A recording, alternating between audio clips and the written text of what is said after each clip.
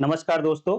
भारतीय साक्ष्य अधिनियम की सेक्शन नंबर 23 और उसका प्रोवाइजो हम लोग पढ़ रहे हैं और उसमें यूज हुए एक्सप्रेशंस का मीनिंग देख रहे हैं, क्योंकि बहुत सारे एक्सप्रेशंस इसमें यूज हुए और उनका जब तक आप मीनिंग नहीं समझ लेंगे तो एक्चुअल में आपको इसका एप्लीकेशन समझ नहीं आएगा, आंसर कैसे लिखेंगे वो समझ नहीं आएगा। तो लास्ट वीडियोज में हमने बहुत कुछ देख लिया है, बट आज की वीडियो में मैं आपको बताना चाहूंगा कि यहां पर जो ये एक्सप्रेशन यूज हुआ, so much of such information as relates distinctly to the fact discovered may be proved. अर्थात यहां से ये निकल कर आ रहा है कि बहुत सारी इंफॉर्मेशन एक्यूज ने पुलिस को दी, कन्फेशन में बहुत कुछ पुलिस को बताया, लेकिन सारे का सारा कन्फेशन, सारी की सारी इंफॉर्मेशन प्रूव नहीं की जा सकती। उस इंफॉर्मेशन का कुछ हिस्सा जो फैक्ट डिस्कवर्ड से डिस्टिंक्टली रिलेटेड होगा उतना ही प्रूव किया जा सकता है। इसको एग्जाम्पल से मैं आज आप लोगों को बताने की कोशिश करूंगा और एग्जाम्पल लिया है मैंने, बहुत ही सेलिब्रेटेड केस है, Pulukuri Kottaya versus Emperor 1947, Privy Council 67। इसमें क्या कन्फेशन पुलिस को दिया था, हाई कोर्ट ने क्या माना उसको, फिर प्रीवी काउंसिल ने किस तरीके से इंटरप्रिटेशन की और क्या बताया कि इस पूरी इंफॉर्मेशन से, पूरी कन्फेशन में से कितना पार्ट एडमिसिबल होगा और कितने पार्ट को एडमिट नहीं किया जा सकता है। तो दोस्तों, एक इंफॉर्मेशन आप लोगों को दे दूं कि इस चैनल पर अब जो वीडियो पब्लिक होती हैं तो पब्लिकेशन के 24 घंटे के अंदर अंदर आप सभी लोग उन वीडियोस को देख सकते हैं, लेकिन पब्लिकेशन के बाद अगर 24 घंटे बीत गए हैं तो अब आप तभी वीडियोस देख पाएंगे जब आप इस चैनल के मेंबर होंगे, और मेंबर बनने के लिए आपको इस चैनल को ज्वाइन करना पड़ेगा। ज्वाइन बटन आपको दिखाई दे रहा है। और एक और इंफॉर्मेशन दोस्तों, कि शाम को 8 बजे वीडियो आएगी, सुबह 8 बजे इस वीडियो से रिलेटेड क्वेश्चन मिल जाएंगे आपको चैनल की पोस्ट पर। आप उनको जरूर अटेम्प्ट करिए और उससे वहीं आपको पता चल जाएगा कि आपने जो अटेम्प्ट की वो ठीक थी या गलत थी। अपना आंसर भी आप चेक कर सकते हैं। तो आज मैं आपको इस पर्टिकुलर एक्सप्रेशन के बारे में समझाऊंगा कि so much of such information as relate distinctly to the fact discovered may be proved. सारी की सारी इंफॉर्मेशन प्रूव नहीं की जा सकती, उसका कुछ हिस्सा होगा जिसे आप प्रूव कर सकते हैं। अब कौन सा हिस्सा होगा उस पर चलते हैं। पुलकुरी कोटैया का बहुत पुराना केस है। इसमें क्या कहा एक्चुअल में एक्यूज ने, कन्फेशन क्या था, मैं उसने उतने पार्ट पर जाऊंगा और उसमें से कितना इंफॉर्मेशन को प्रूव किया जा सकता है उसको बताया जाएगा। देखिए, एक एक्यूज है, उसने अपना कन्फेशन दिया अरेस्ट होने के बाद, पुलिस को दिया, पुलिस कस्टडी में दिया। क्या बोला? लगभग 14 दिन पहले। एक फैक्ट कंप्लीट कि कितने दिन पहले की बात बता रहा है? 14 दिन पहले की। कब से 14 दिन पहले? जिस दिन वो अरेस्ट हुआ है या फिर कस्टडी में वो जिस दिन उसका एग्जामिनेशन हो रहा है उससे 14 दिन पहले मैं कोटैया और मेरे साथियों ने सूर्यास्त के समय पुलीपद तालाब के कोने पर सिवैया और अन्य लोगों की घात लगाकर बैठे रहे। अर्थात इसमें क्या एडमिट किया है इसने? ये कहता है कि मैं कोटैया और मेरे साथी किन लोगों की घात लगाकर बैठ गए? सिवैया और उसके अन्य साथी आएंगे, उनको मारना है, इसकी घात लगाकर हम पुलीपद तालाब के कोने पर बैठ गए। कितने फैक्ट्स इसने एडमिट कर लिए अभी तक? आप फैक्ट इसमें कमेंट में लिख लिख कर बताइए। बहुत सारे फैक्ट एडमिट किए। सेंटेंस आपको एक लग रहा होगा, लेकिन एक सेंटेंस में बहुत सारे फैक्ट एडमिट किए। तो आप लिखकर जरूर बताइए जिससे कि मुझे समझ आए कि हाँ, आप सही से समझ रहे। अब इसके आगे उसने क्या एडमिट किया कि हम सब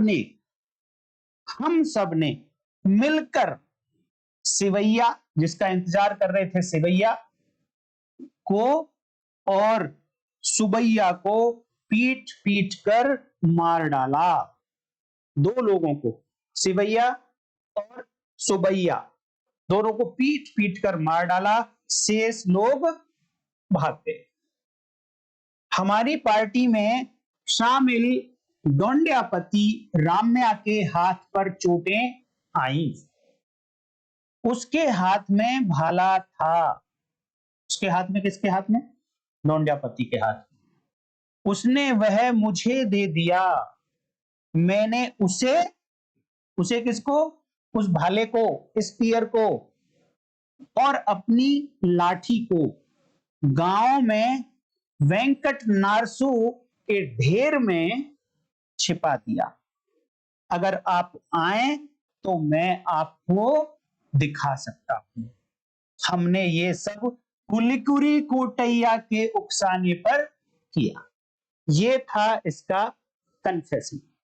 आपने वीडियोस ऑलरेडी देख रखी हैं दोस्तों, और इसमें इस कन्फेशन के बाद पुलिस ऑफिसर को ये लेकर जाता है उस वेंकट नारसू के ढेर में, और वहां से वो स्पीयर, भाला और लाठी, दो ऑब्जेक्ट निकालकर पुलिस को दे देता है। पुलिस उनको सीज कर लेती है। अब इसके आधार पर, और एक कन्फेशन और दिखाता हूं दोस्तों, उसके आधार पर क्या कहा। दूसरा कन्फेशन देखिए। मैंने सिवैया को, सिवैया वो है जो मर गया है, मैंने शिवैया को भाले से मारा। मैंने शिवैया को भाले से मारा। मैंने भाला अपने गांव के यार्ड में छिपा दिया। मैं आपको यह जगह दिखा सकता हूं। एक दूसरा कन्फेशन ये आया। इस कन्फेशन के आधार पर भी ये पुलिस को लेकर गया, और जो स्पीयर था, जो भाला था, वो निकालकर पुलिस को दे दिया। पुलिस ने उसको सीज कर लिया, सीजर मेमो बनाकर कब्जे में ले लिया। अब यहां पर दो कन्फेशन, 3 रिकवरी।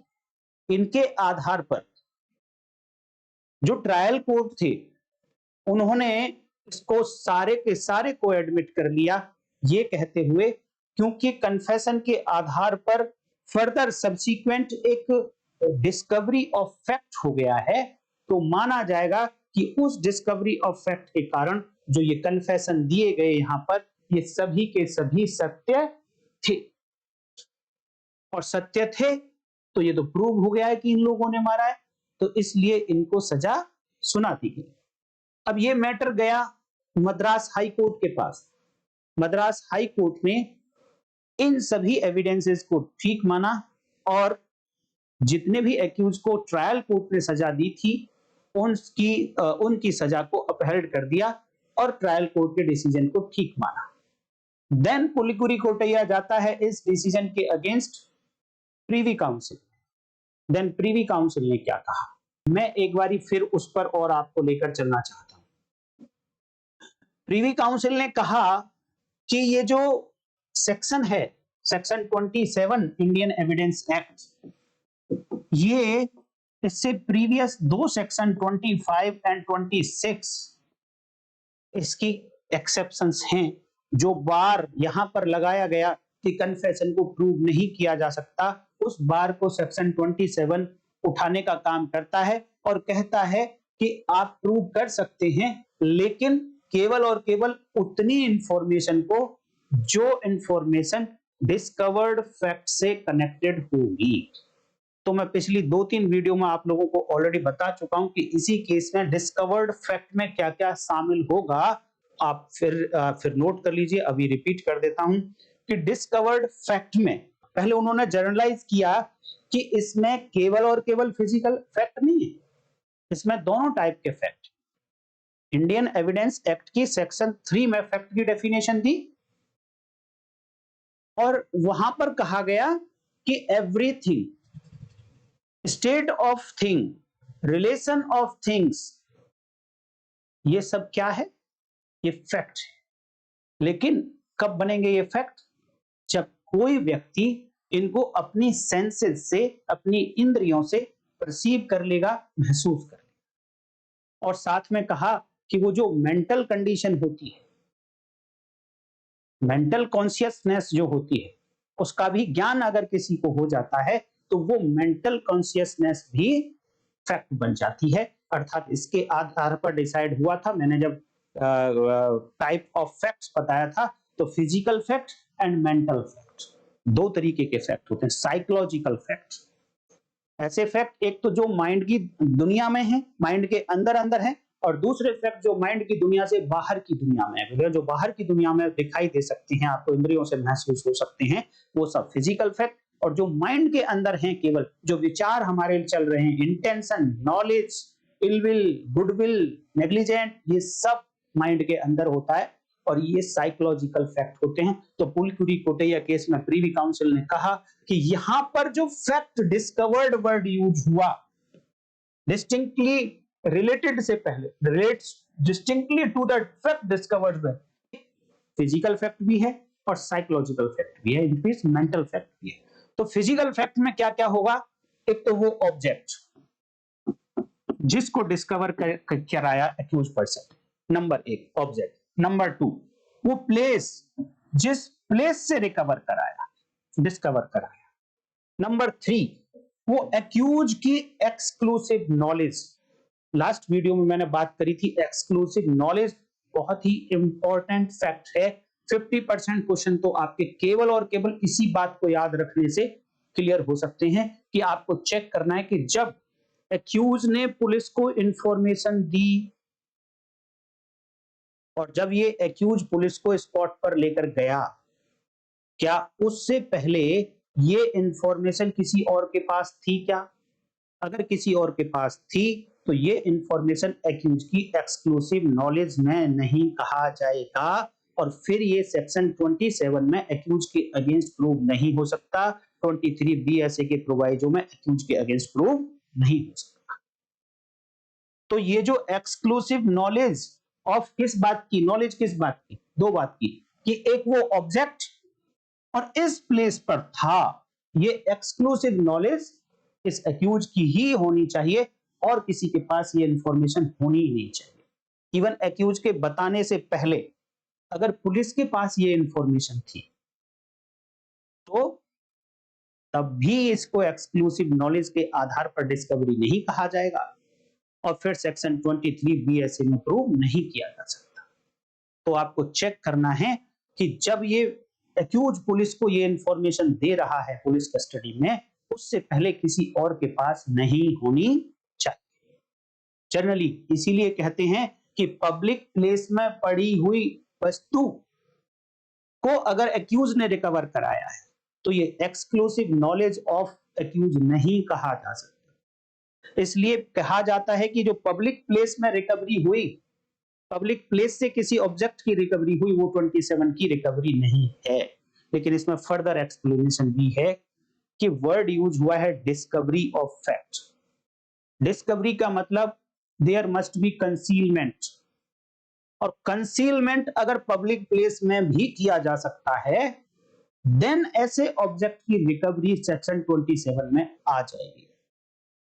तो आपको दो बातें ध्यान रखनी है, exclusive knowledge of accused plus there must be some concealment, किसी तरीके से छिपाया गया हो। बहुत अच्छा एग्जांपल एक दिया जाता है कि सपोज किसी एक एक्यूज ने तलवार से किसी व्यक्ति का मर्डर कर दिया, और उस तलवार को ले जाकर पब्लिक प्लेस में बनी हुई जो एक मूर्ति है, जो मूर्ति के ऊपर, मूर्ति किस चीज की है? घोड़े की। घोड़े के ऊपर एक सैनिक बैठा हुआ है, उसके हाथ में जाकर उस तलवार को फंसा दिया। ये मूर्ति पब्लिक प्लेस में है, ये तलवार पब्लिक प्लेस में है, लेकिन इट इन्वॉल्व्स कंसीलमेंट। इस तरीके से उसको यहां पर तलवार को रखा उसने जाकर कि पब्लिक की नजरों में होने के बावजूद भी अब ये पब्लिक की नजरों में as a weapon of offence नहीं, तभी भी माना जाएगा कि ये एक्सक्लूसिव नॉलेज ऑफ एक्यूज है, और कंसीलमेंट भी यहां पर है। अब यहां से रिकवरी होती है तो ये डिस्कवरी कहलाएगी। तो फैक्ट डिस्कवर्ड में तीन बातें कि ये नॉलेज किस बात की कि ये ऑब्जेक्ट था, इस पर्टिकुलर प्लेस पर था, ये जो एक्सक्लूसिव नॉलेज है, ये तीन बातें फैक्ट डिस्कवर्ड की कैटेगरी में आई। अब प्रीवी काउंसिल ने पुलिकुरी कोटैया केस में क्या आगे बताया? उन्होंने कहा कि इस केस में जो पब्लिक प्रोसिक्यूटर थे, उन्होंने मान लो ये कहा कि एक्यूज ने बताया कि उसने किसी व्यक्ति को मारा है और रॉबरी की है और मार दिया है। इसमें कितनी बातें हो गई हैं? रॉबरी की है तो एक प्रॉपर्टी होगी, दूसरा मारा है तो एक वेपन ऑफ ऑफेंस होगा, तीसरा एक डेड बॉडी होगी। तो एक्यूज कहता है पुलिस को, पुलिस कस्टडी में, कि जिस व्यक्ति को मैंने मारा है वो एक पर्टिकुलर जगह पर उसकी डेड बॉडी मैंने डाल दी, जिस वेपन से मैंने मारा है एक पर्टिकुलर जगह पर वो वेपन को मैंने रख दिया है, और जो मैंने ऑर्नामेंट लूटे थे वो ऑर्नामेंट मैंने अपने घर में पर्टिकुलर जगह पर छिपा रखे हैं, आप मुझे लेकर चलो तीनों जगह पर तो मैं आपको ये निकाल कर दे दूंगा। पुलिस को लेकर जाता है, डेड बॉडी मिल जाती है, वो वेपन मिल जाता है जिस वेपन से पर्सन को मारा गया, और तीसरा वो ऑर्नामेंट मिल जाते हैं। तो पब्लिक प्रोसिक्यूटर ये कहते हैं कि जब इसने रिकवरी कराई, जब इसने अपना कन्फेशन दिया, तो उससे ये प्रूव हो जाता है कि ये डेड बॉडी उसी व्यक्ति की है जिसकी उसने हत्या की है। सेंटेंस को बहुत ध्यान से सुन लेना, ये डेड बॉडी उसी व्यक्ति की है जिसकी उसने हत्या की है। डेड बॉडी रिकवर हो गई तो डेड बॉडी है, ये तो तय होगी, लेकिन उसने ही हत्या की है, क्या ये फैक्ट इस डेड बॉडी की रिकवरी या डिस्कवरी से डिस्टिंक्टली कनेक्टेड है क्या, डायरेक्टली कनेक्टेड है क्या? नेक्स्ट जो रिकवरी कराई, the weapon produced is the one used by him in the commission of the murder. जो मर्डर में यूज किया वेपन, ये वही मर्डर है जो इसकी रिकवरी, वही वेपन है जिसकी इसने रिकवरी कराई। और तीसरी बात, the ornaments produced were stolen in a dacoity. जो डकैती की थी उसने, जिसमें मर्डर किया, उसमें जो लूट करी थी ऑर्नामेंट्स की, ये वही ऑर्नामेंट्स हैं, ये सब इसने निकाल कर दे दिए। अब यहां पर ये जो एडमिशंस करे, इसने जितने भी फैक्ट एडमिशन करे, ये कन्फेशन की कैटेगरी में आते हैं।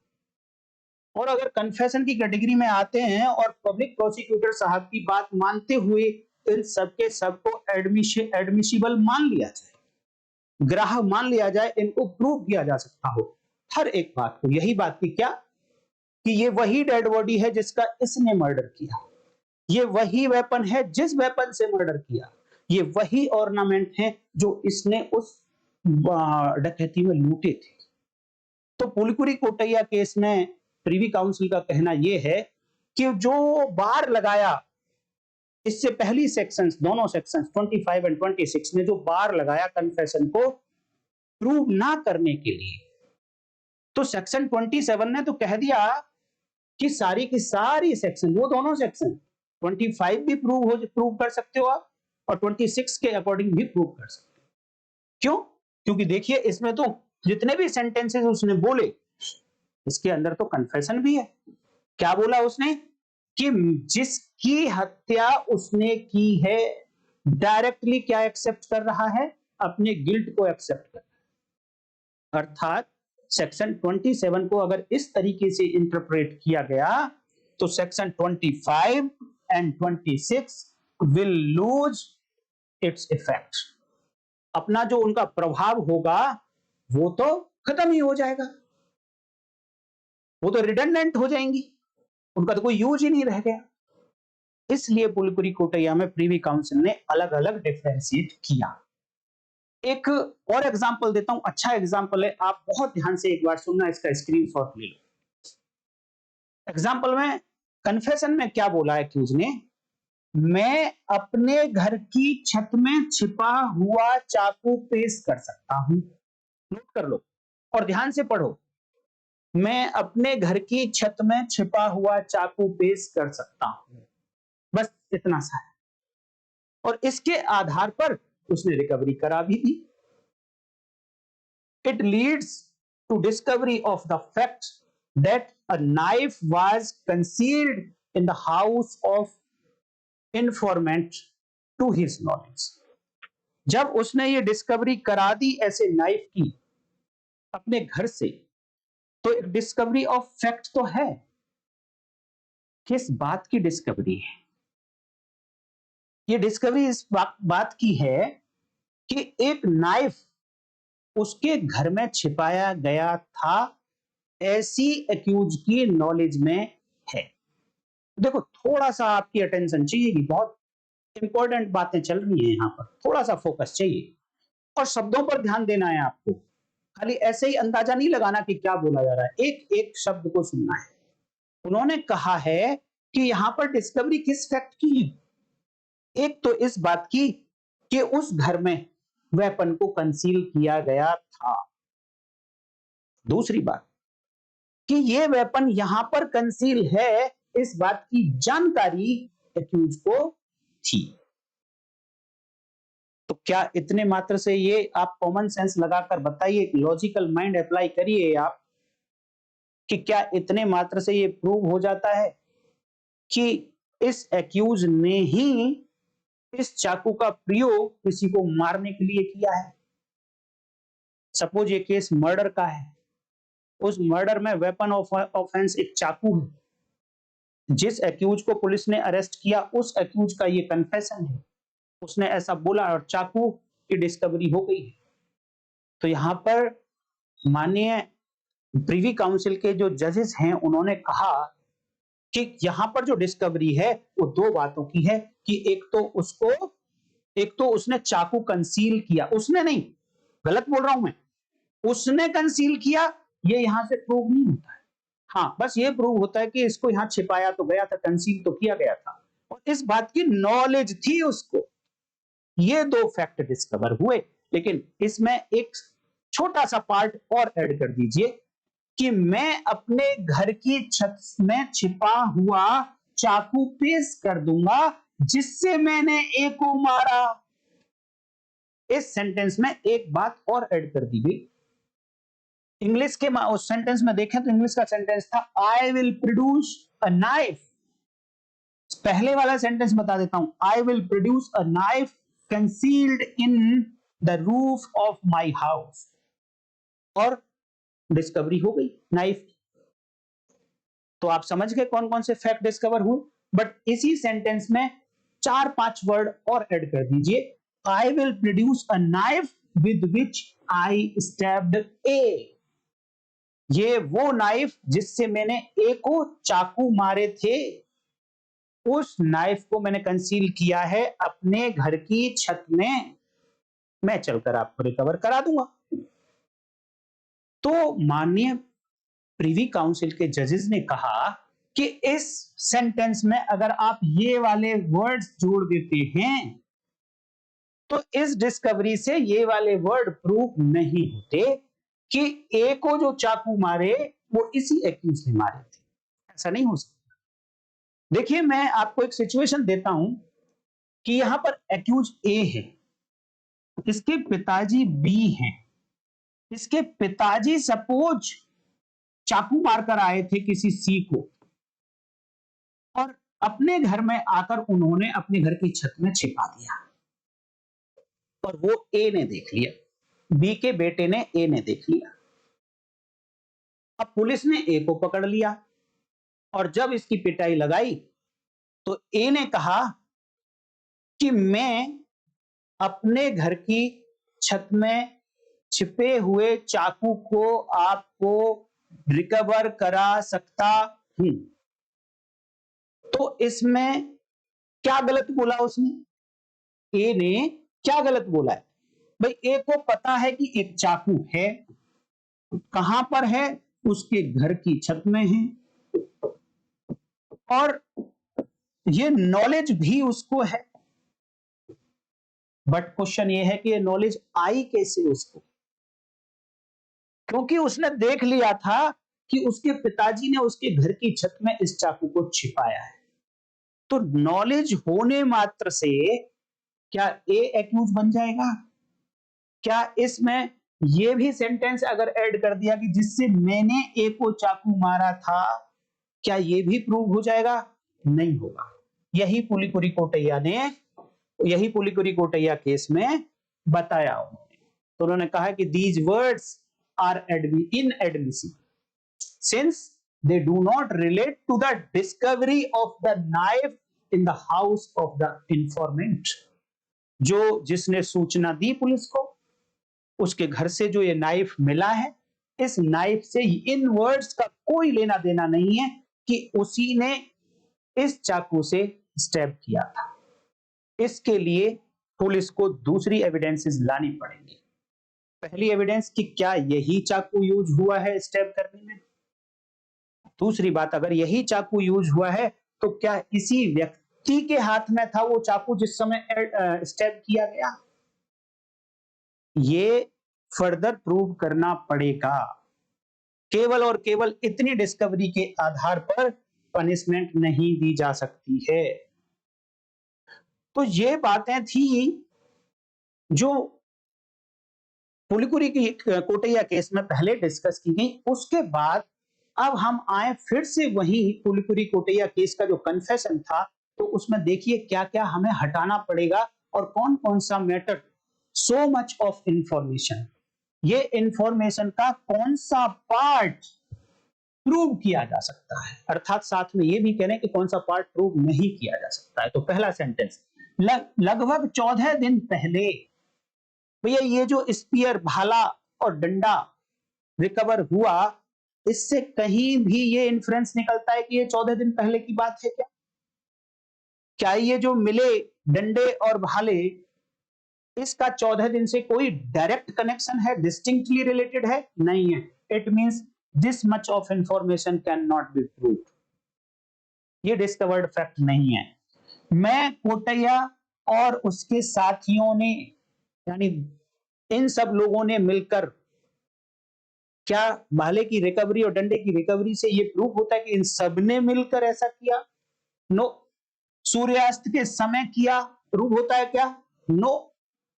पुलिपद तालाब के कोने पर किया? नो।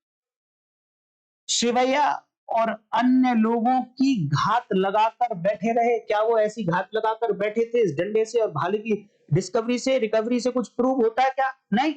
तो इट मींस ये वाले फैक्ट डिस्टिंक्टली कनेक्टेड नहीं है फैक्ट डिस्कवर्ड से। तो इतनी इंफॉर्मेशन को, तो अभी तक इतनी जो इंफॉर्मेशन आई, इसको प्रूव नहीं किया जा सकता, इसके लिए एविडेंस नहीं दी जा सकती। आगे देखिए, हम सबने मिलकर, क्या प्रूव कर सकते हैं आप इससे बात से कि हम सबने मिलकर, जितना जो बंदे जिस बताए इसने सबने मिलकर किया है, क्या प्रूव कर सकते हैं? नो। शिवैया को और सुबैया को पीट पीट कर मार डाला। देखिए, सुबैया और शिवैया को पीट पीट कर मार डाला गया, ये तो बताएगी मेडिकल एविडेंस कि उसको पीट पीट उसके वो शरीर पर कितनी इंजरी है, कौन से वेपन से इंजरी है। उन वेपन्स को फिर डिस्कवर्ड फैक्ट भाला और डंडे से कनेक्ट करना पड़ेगा पुलिस को। तो यहां पर भी शिवैया को और सुबैया को पीट पीट कर इसी डंडे से मारा, इसी भाले से मारा, इसको कनेक्ट करना पड़ेगा दूसरी एविडेंसेस से। और शेष लोग भाग गए, जो मरने वालों के साथी थे शेष लोग भाग गए। ये क्या इस डिस्कवरी से रिकवरी से प्रूव होता है? नो। हमारी पार्टी में शामिल डोंडापति रामैया के हाथ पर चोटें आई, उस डिस्कवरी से कोई लेना नहीं। उसके हाथ में भाला था एक, उसके हाथ में था नहीं था ये प्रूव नहीं होता, बट भाला था क्योंकि भाला डिस्कवर हुआ। उसने यह मुझे दे दिया, उसने दिया इसको या नहीं दिया, बट इसकी नॉलेज में था वो भाला, क्योंकि इसने डिस्कवरी कराई। अब इसके पास कहां से आया, उसने दिया कहीं और से आया, नहीं प्रूव में, इसके पास मैंने उसे और अपनी लाठी को गांव के वेंकट नारसू के ढेर में छिपा दिया। ये जो पार्ट है ये वाला, ये इतनी इंफॉर्मेशन को प्रूव किया जा सकता है। क्योंकि ये पार्ट डायरेक्टली रिलेटेड है उस डंडे एंड भाले की डिस्कवरी से। लास्ट पार्ट ये सब हमने पुलिकुरी कोटैया के उकसाने पर किया। इस डंडे लाठी के रिकवरी, भाले और लाठी की रिकवरी से कोई लेना नहीं। दूसरे कन्फेशन में देख लिए, मैंने सिवैया को भाले से मारा, मैंने मारा, डिस्कवरी से कोई लेना देना नहीं। इस पार्ट को हटाना पड़ेगा, प्रूव नहीं किया जा सकता इस पार्ट। मैंने भाला अपने गांव के यार्ड में छिपा दिया, वहीं से डिस्कवरी हुई है। इट मींस इस वाली इंफॉर्मेशन को प्रूव किया जा सकता है, अर्थात इसकी नॉलेज में था, अर्थात अब इसके ऊपर वर्डन ऑनस शिफ्ट हो जाएगा, ऑनस शिफ्ट हो जाएगा इसके ऊपर कि ये एक्सप्लेन करे कि इसकी नॉलेज में ये कैसे था। जैसे पहले वाले एग्जांपल में जैसे ही ए के ऊपर ऑनस शिफ्ट होगा कि ए बताए कि उसकी नॉलेज में वो चाकू कैसे था जो उसके घर की छत में छिपा हुआ था, तो वो बताएगा, एक्सप्लेन करेगा कि मैंने अपने पिताजी को देखा था उसमें रखते हुए। अब सर इन सर्कमस्टांसेस के आधार पर अब ड्यूटी आ जाती है कोर्ट की। कोर्ट को डिसाइड करना है कि कितना रीजनेबल है ये। एक ही घर में रहते हैं दोनों लोग, पॉसिबिलिटी है कि देख लिया हो, इट मींस उसने डाउट डाल दिया।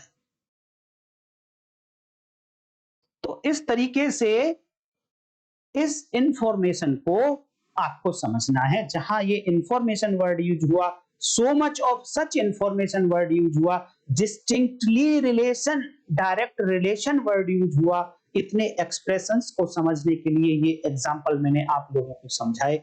और पुलिकुरी कोटैया 1947 का जो केस है बहुत ही इंपॉर्टेंट केस है। ये अपने आप में जब तक इसको नहीं आप लिख देंगे एग्जाम में, जब तक आप इसको नहीं पढ़ लेंगे, section 27 Indian evidence act, section 23 Bharatiya साक्ष्य अधिनियम, ये पूरा नहीं हो सकता है। एक और बात नोट कर लीजिए दोस्तों आप, ये सेक्शन कौन से चैप्टर की है?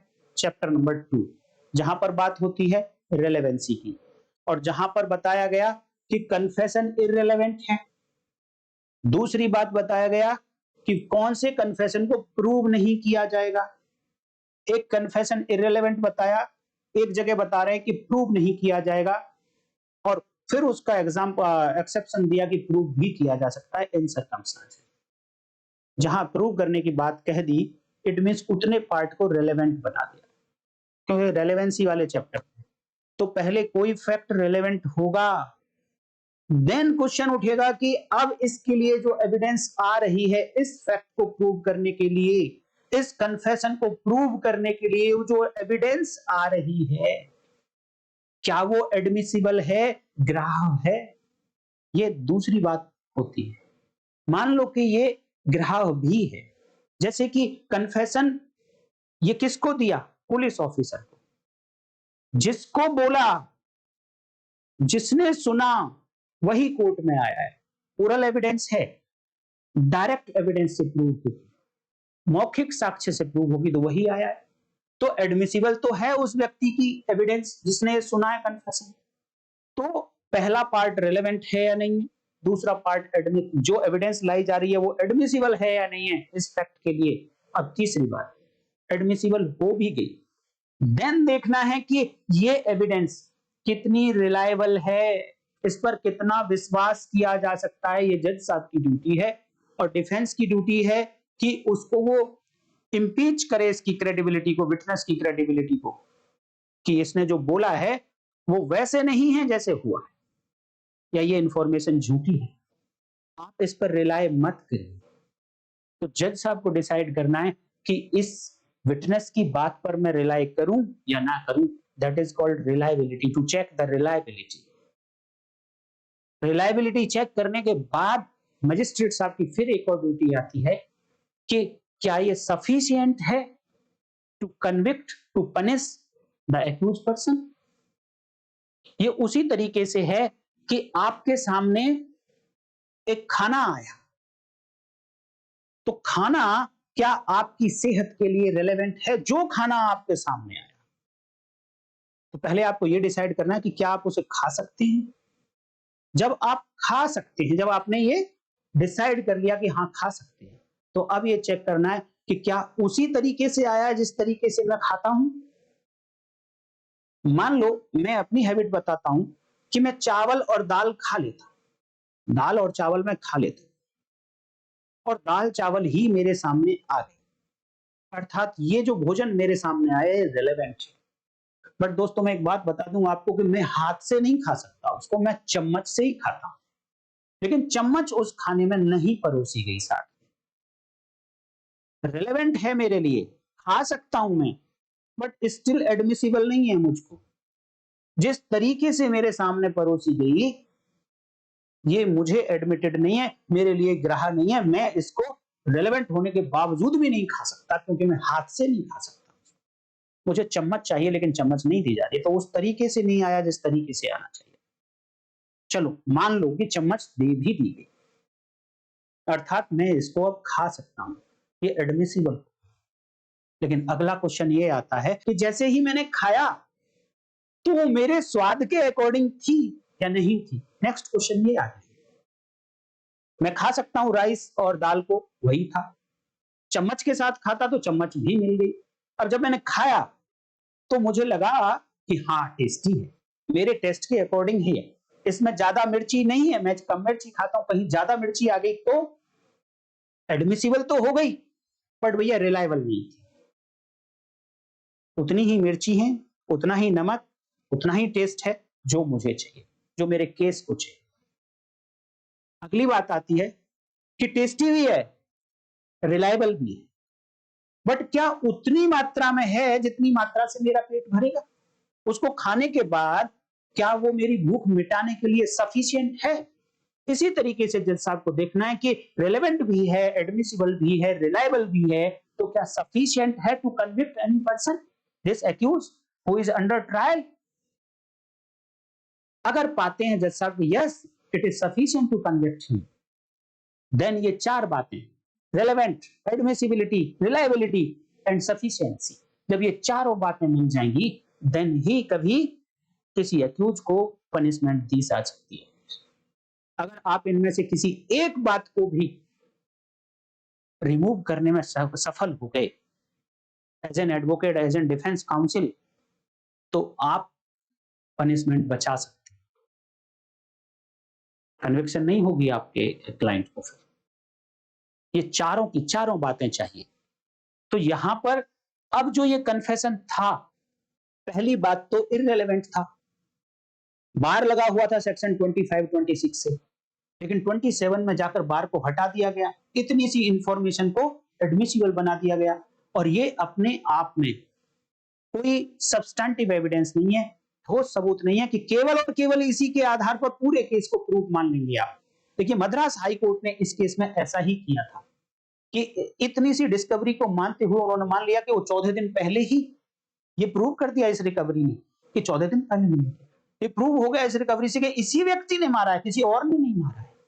देखिए ये सर्कमस्टेंशियल एविडेंस है, और सर्कमस्टेंशियल एविडेंसेस के आधार पर जो केस डिसाइड किया जाएगा उसके लिए रूल है कि सर्कमस्टेंशियल, परिस्थितिक साक्ष्य के आधार पर एक चेन जो बनती है सारी एविडेंसेस की, इस तरीके से कनेक्ट होनी चाहिए एक से दूसरी एविडेंस, जो एक पूरी प्रॉपर चेन बना दे और ऑफेंस को कॉन्स्टिट्यूट कर दे और ऑफेंस को इस एक्यूज के साथ कनेक्ट कर दे। और दूसरा रूल, पहली बात कनेक्ट कर दे, दूसरी बात कहीं कोई लिंक बीच में टूटा ना हो, कोई कड़ी निकल ना गई हो। तो ये जो इतना पार्ट प्रूव हुआ, ये एक कड़ी का काम करता है उस चेन में, बट सारी चेन नहीं है, एक कड़ी का काम करता है, ये लिंक बनाता है, एक कोरोबोरेटिव है, सर्कमस्टेंशियल है, कोरोबोरेटिव है, लिंक बनाता है, बट पूरी की पूरी चेन नहीं है। सर्कमस्टेंशियल एविडेंस के केस में लास्ट बात एक कि चेन भी बन गई, कहीं से टूटी भी नहीं है, एक्यूज और कनेक्शन और एक्यूज का और ऑफेंस का, वेपन का, डेड बॉडी का, सबको बिल्कुल प्रॉपरली कनेक्ट कर दिया गया। लेकिन फिर भी स्टिल एक और इंपॉर्टेंट बात कि जो हाइपोथेसिस प्रोसिक्यूशन ने दी आकर यहां पर, इसके अलग कोई दूसरी हाइपोथेसिस, दूसरी परिकल्पना बन ही नहीं सकती। अगर मान लो डिफेंस के टाइम पर एक्यूज ने एक दूसरी परिकल्पना और बना के दी, चाहे वो प्रॉपर चेन से नहीं बनी हो, लेकिन थोड़ा भी अगर डाउट आया कि हाँ कोई परिकल्पना ऐसी दूसरी हो सकती थी, देन भी सर्कमस्टेंशियल एविडेंस का केस प्रूव नहीं माना जाता। तो यहां पर कन्फेशन की वैल्यू कितनी है, एविडेंसरी वैल्यू कितनी है, वो रिलायबल हो सकती है। एडमिसिबल तो हो गई, जैसे ही सेक्शन 27 में आई, रिलेवेंट हो गई, पुलिस ऑफिसर ने आकर अपनी एविडेंस दी, वो एडमिसिबल हो गई। अब जज साहब को देखना है कि ये जो विटनेस है ये कितना ठीक बोल रहा होगा, तो परिस्थितियां देखनी है जो क्रॉस में निकल कर आई, उन सब के आधार पर डिसाइड करना है कि कितना सच बोल रहा है, सच है या गलत। अगर मान भी लिया कि सच है तो क्या सफिशिएंट है, केवल इसी के आधार पर कन्विक्शन की जा सकती है, ये निकल कर आया नहीं हो सकती, और कोई एविडेंस है ही नहीं। तो इस पुलिपुरी कोटैया वाले केस में प्रीवी काउंसिल ने क्या डिसाइड किया, प्रीवी काउंसिल ने ये कहा कि इन कन्फेशंस को जो पूरे के पूरे को प्रूव मान लिया गया, ये तो गलत माना है, इसको तो आप हटा दीजिए, केवल और केवल इतना मानते हुए इस लिंक को आप साथ रखिए और दूसरी एविडेंसेस को आप एनालाइज करिए और फिर आप चेक करिए क्या जो दूसरी एविडेंसेस हैं वो सफिशिएंट हैं क्या कन्विक्ट करने के लिए। अगर हैं तो कन्विक्ट करिए, नहीं है तो अकॉर्डिंगली डिस्चार्ज करिए, जो मर्जी आपको लगता है वो करिए। वापस भेज दिया मद्रास हाई कोर्ट के पास कि आप दोबारा से चेक करें। तो ये था सेक्शन 27। अभी भी अगर किसी पॉइंट पर आपको वीडियो चाहिए section 27 evidence act corresponding to 23 Bharatiya साक्ष्य अधिनियम से रिलेटेड, तो आप कमेंट करके जरूर बताइए। अदरवाइज अब हम नेक्स्ट बढ़ेंगे। देखिए ऑलरेडी सेक्शन 28, 29, 30, 31 ये ऑलरेडी मैं पढ़ा चुका हूं, क्योंकि ये वाली दो सेक्शन 22 भी ऐसे में कवर हो गई है, ये वाली सेक्शन ऑलरेडी मैं पढ़ा चुका हूं, ये वाली भी सेक्शन एडमिशन से रिलेटेड है, वो भी पढ़ा चुका हूं। हालांकि इस सेक्शन पर अभी मैं बात करूंगा, कुछ इंपॉर्टेंट बातें हैं। सेक्शन 30 भारतीय साक्ष्य अधिनियम, जो सेक्शन 24 है, इस पर थोड़ी सी बात हम कर लेंगे। देन फिर आएगा हमारा सेक्शन 26 जो 32 हुआ करती थी, जहां पर डाइन डिक्लेरेशन की बात होती है। बहुत ही इंपॉर्टेंट पॉइंट और इंटरेस्टिंग पॉइंट भी है। तो नेक्स्ट वीडियो में इन पर पहुंचेंगे। और देखिए दोस्तों, अब हमारा बहुत सारा इंडियन एविडेंस है, भारतीय साक्ष्य अधिनियम पूरा हो गया है। धीरे धीरे कुछ ही दिनों में अब हम भारतीय साक्ष्य अधिनियम को पूरा कर देंगे। उसके बाद भारतीय नागरिक सुरक्षा संहिता, देन उसके बाद भारतीय न्याय संहिता, और पूरे क्रिमिनल लॉ को, नए क्रिमिनल लॉ को आप लोगों को मैं अच्छे से समझाने की कोशिश कर रहा हूं। आप लोगों का सपोर्ट मुझे चाहिए। तो आज की वीडियो में इतना ही, कल फिर मिलते हैं, तब तक देखते रहिए लीगल लैंप। नमस्कार, जय हिंद।